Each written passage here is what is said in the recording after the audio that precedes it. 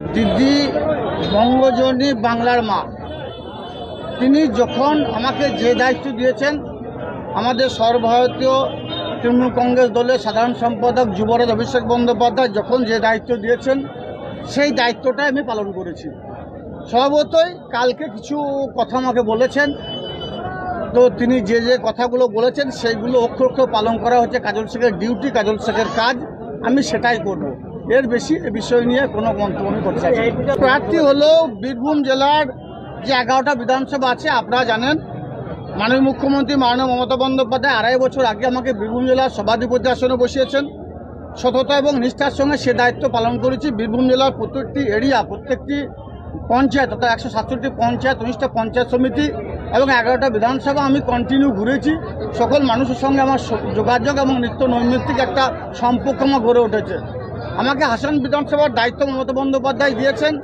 হাসান বিধানসভার আমি এই যে 12 তারিখ পর্যন্ত পায়ে হেঁটে দুবার 15টা গ্রাম পঞ্চায়েতের প্রত্যেকটি পরিবারের পাশাপাশি প্রত্যেকটি ভোটারের পাশাপাশি আমি গিয়েছি।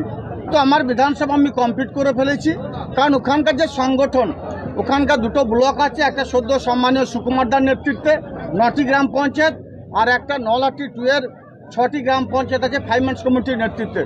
ওখানকার তৃণমূল কংগ্রেসের যে সংগঠন, যে ভিত, অতি শক্তিশালী ভিত। সর্বতই আমি শুধু মানুষের কাছে গিয়ে একবার মুখ দেখিয়েছি, জনসংযোগ করেছি, মানুষের সঙ্গে আলাপ আলোচনা করেছি। বাকিটা ওখানকার যারা মামাটি মানুষের সৈনিক আছে ওরা দেখে নেবে। এরপর কাল থেকেই আমি মাননীয় মুখ্যমন্ত্রী মাননীয় মমতা বন্দ্যোপাধ্যায়কে, বাংলার বাঘিনীকে তার পায়ে হাত দিয়ে প্রণাম করে এবং বীরভূম জেলার বিভিন্ন প্রান্তে যাওয়ার যে সিদ্ধান্ত নিয়েছিলাম সেটা কাল থেকে শুরু করেছি। কালকে আপনারা দেখেছেন, হয়তো আমি খয়রাসোল গিয়েছিলাম, আর কাল সন্ধে একপস্ত নানুরের সমস্ত সহযোদ্ধা সহকর্মীদের নিয়ে বসেছিলাম। আজকে নানুরের 3-4টে স্ট্রিট কর্নার আছে, তবে কালকেও দুপুর 12টা পর্যন্ত নানুরে থাকবো। তারপর আমি দুবরাজপুরে যাব, দুবরাজপুরের কর্মীদের নিয়ে বসবো। তারপর দিন আমি মুরারই যাব, তারপর দিন আমি রামপুরহাট বিধানসভায় যাব।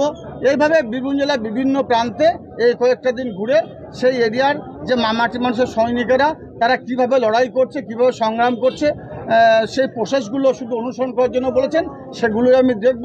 আর যদি কোথাও ঠিকঠাক না থাকে তাদের দিশা পথ দেখাবো।